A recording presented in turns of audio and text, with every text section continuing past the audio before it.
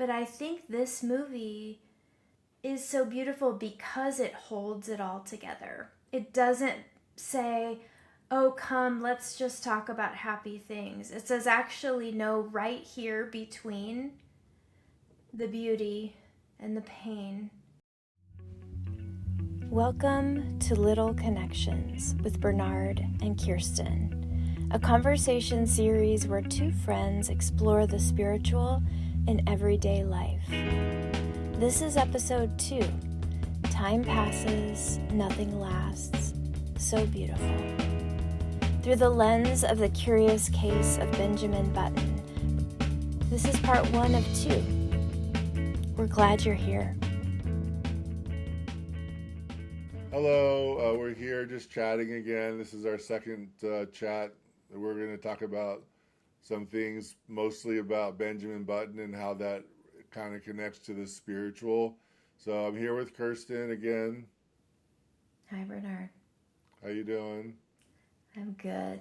You know, I watched the movie in 2 pieces, and the first part, there was one part in the very beginning, I don't know if you remember, but Benjamin Button is on the floor as an old man, you know, as a baby, and Queenie, his adopted mom, is in the bed, and he's asking questions that he's unsure, and Queenie says, you know, everyone has their own path. We're just going to different places in different ways.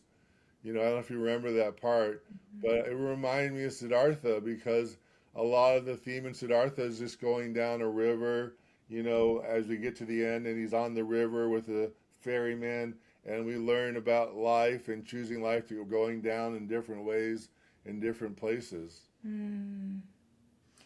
Yeah, there was a lot of overlap. I think in all of the things that you and I engage with, it seems we're noticing themes that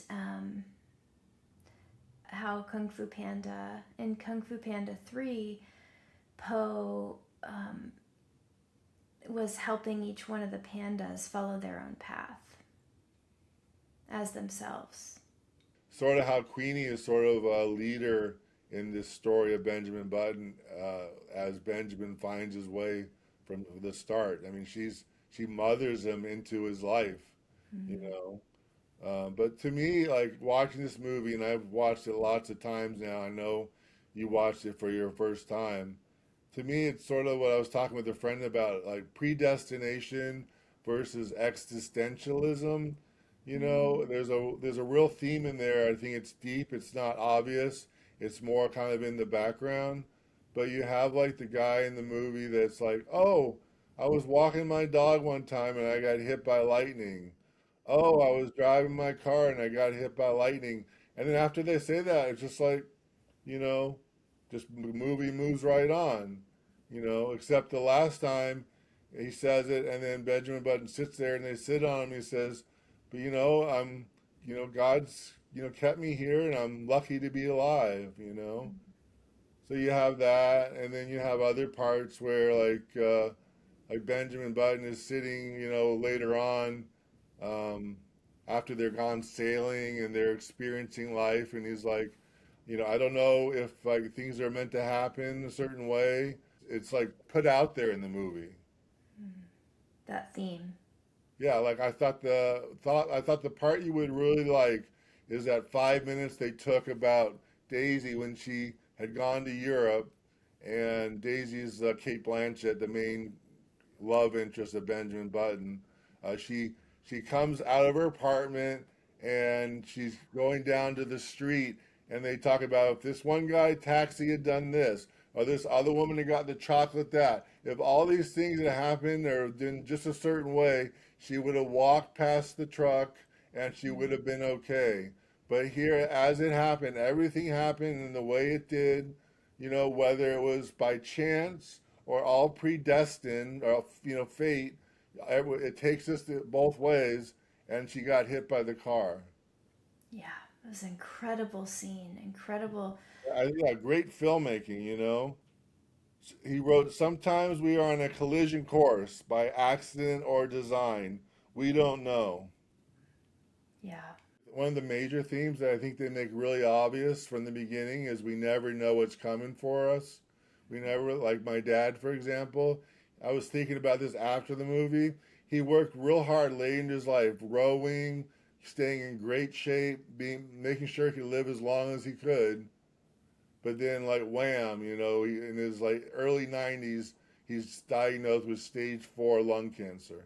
Mm, yeah. We sort of never think it's going to happen Yeah. to us. But do you have times like in your life, or like your kids, or with Scott, where it's like things are going a certain way, and then something happens that you weren't expecting, and it's just like you don't know what's gonna happen? Yeah. Yeah, a lot of times. Have you ever heard that Zen? Is it a Buddhist story? I don't know. I've heard it so many places about the farmer that has a horse. So the story is called We'll See. Once upon a time, there was an old farmer who had worked his crops for many years. One day, his horse ran away. Upon hearing the news, his neighbors came to visit. "Such bad luck," they said sympathetically. "You must be so sad." "We'll see," the farmer replied.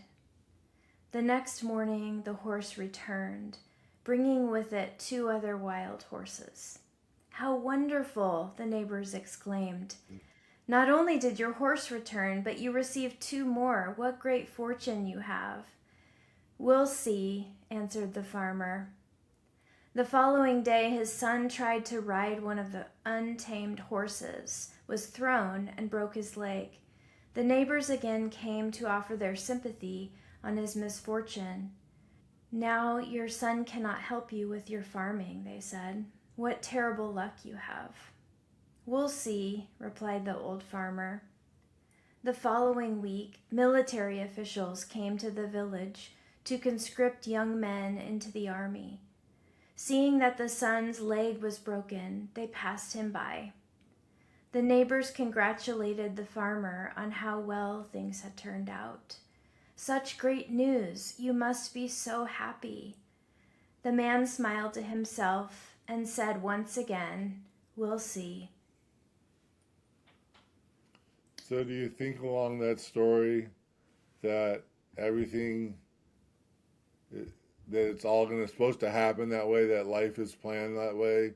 Like there's everything happens for a reason, or do you think it's sort of like existential, or it just that's just things that's just the way it happens? It's just like, okay, this happens, okay, we'll roll with that, and then I mean, the farmer is very much like, yeah, I'll just accept life as it comes.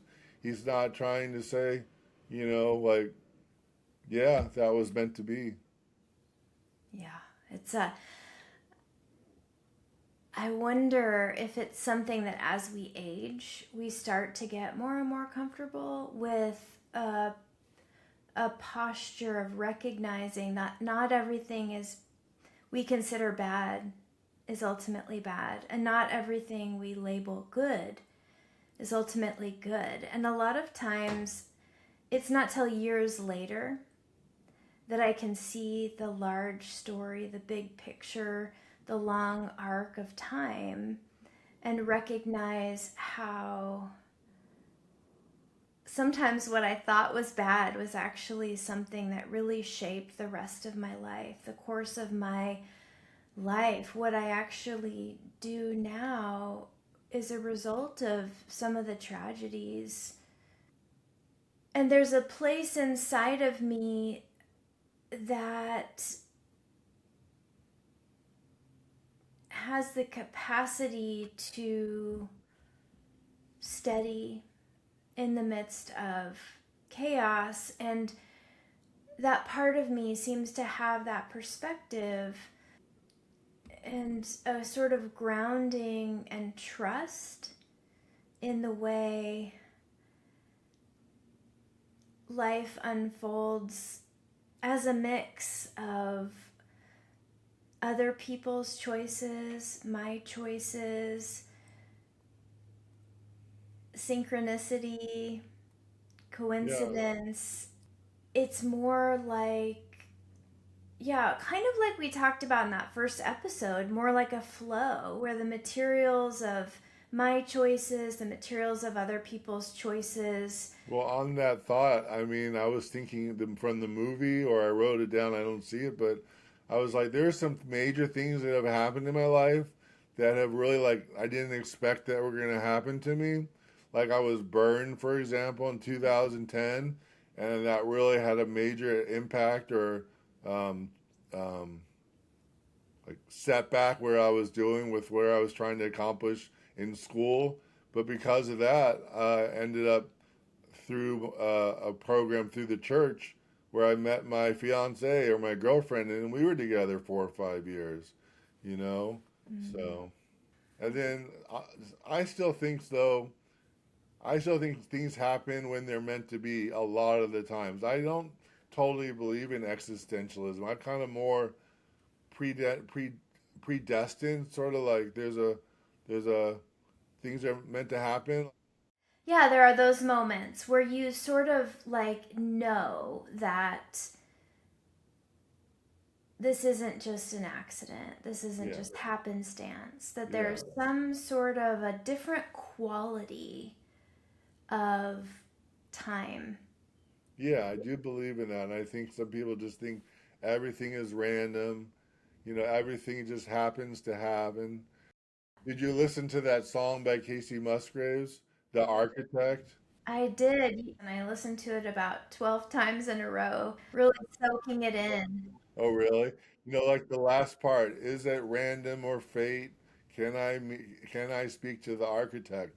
I think that's how it ends. The whole song, you know, is something so simple but complex as an apple, you Mm, know? yeah. I mean, she puts words to something that I think a lot of us feel. Yeah, yeah.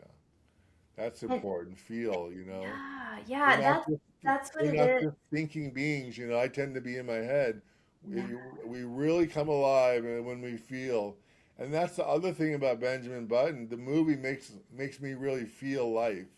yeah. You know, so the movie finishes with like uh, Brad Pitt talking about some people are storytellers, some people are actors, some people are dancers. In other words, this is life. We have our lives, you know, time passes, nothing lasts, and then it fades out, and we see the clock from the beginning that goes backwards with water just rushing in from Katrina.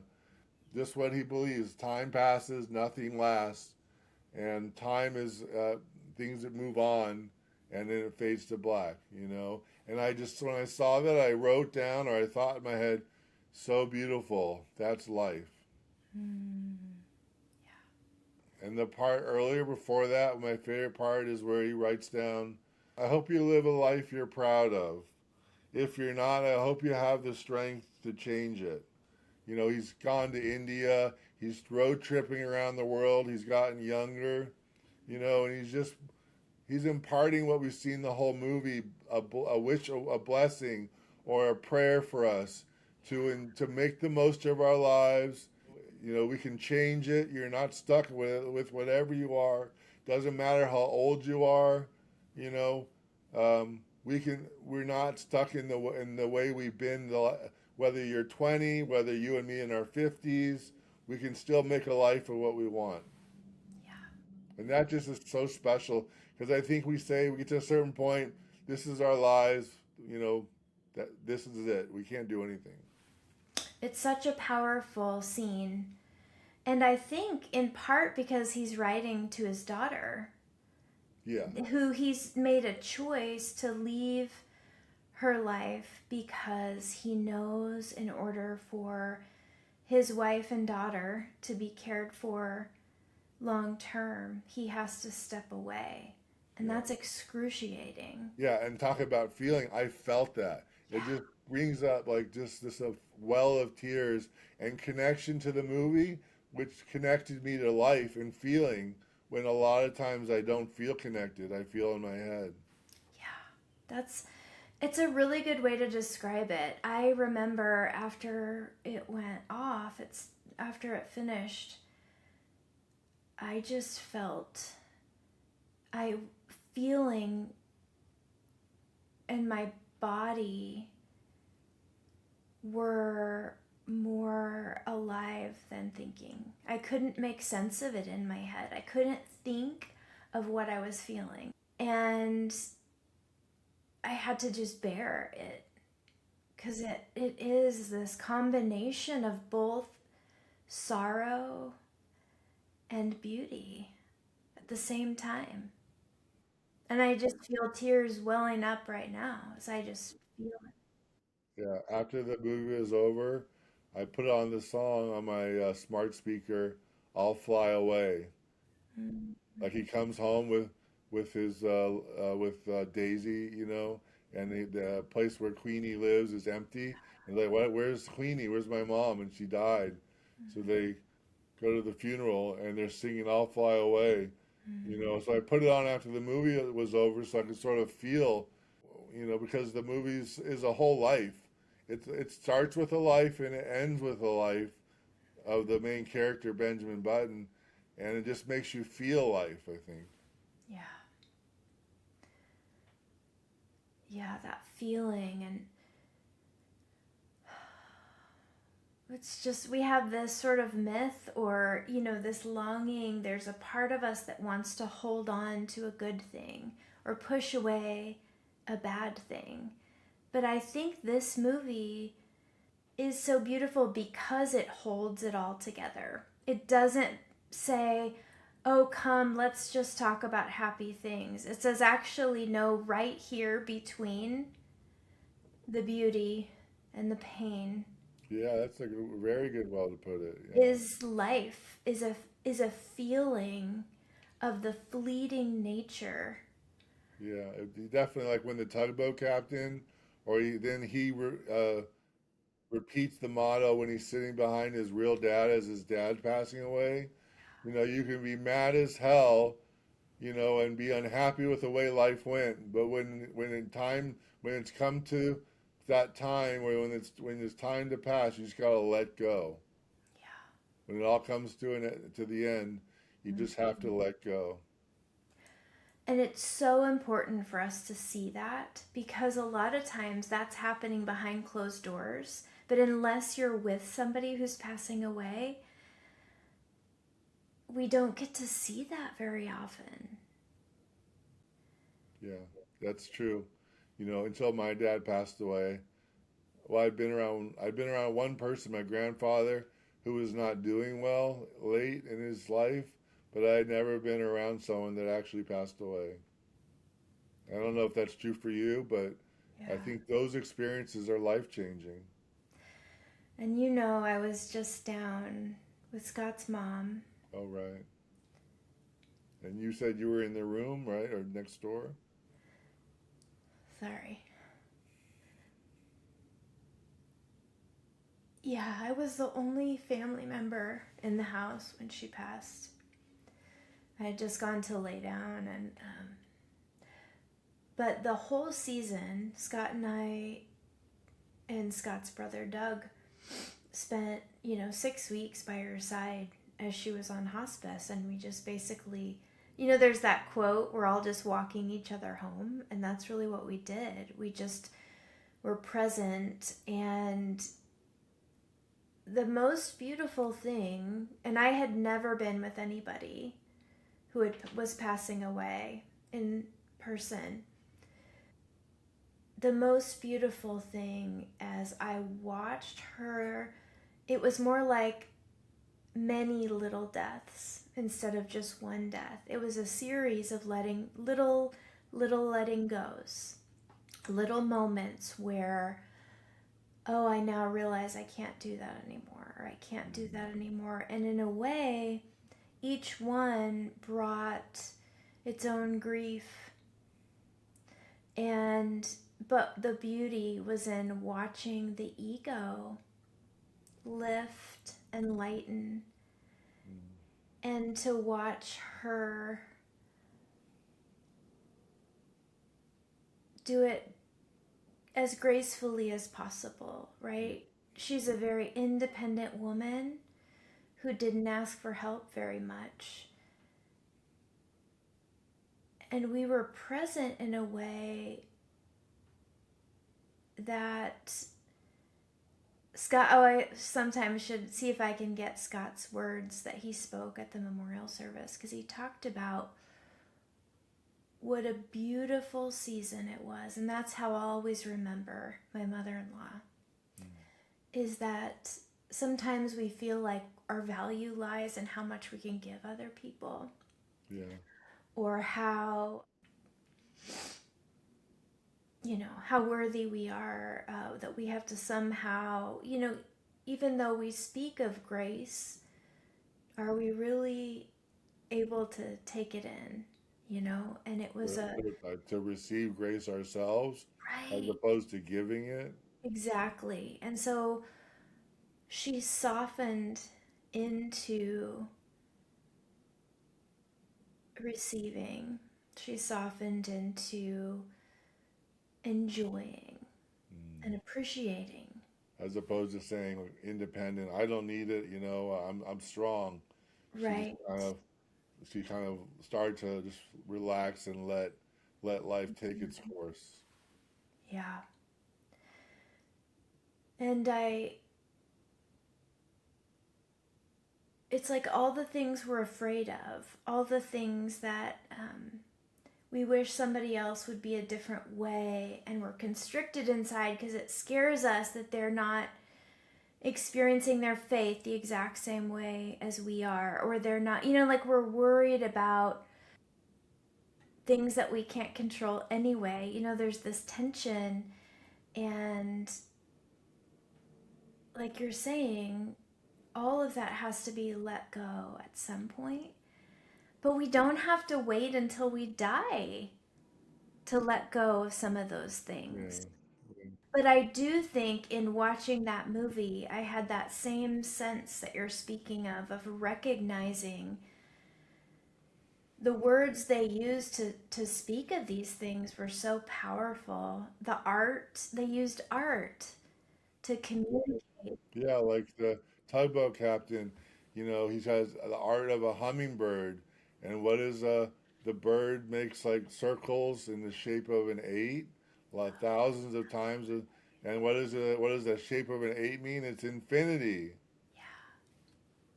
Hummingbirds were real big. The hummingbird like showed up out in the sea after, the tugboat crashed and the captain died. That just really touched me. And then at the very end, right before she passes, she looks out, the mom, Kate Blanchett character, Daisy as an old woman. She looks out the window, and then there's a hummingbird. And then the camera pulls back from the room to simulate she's leaving her body.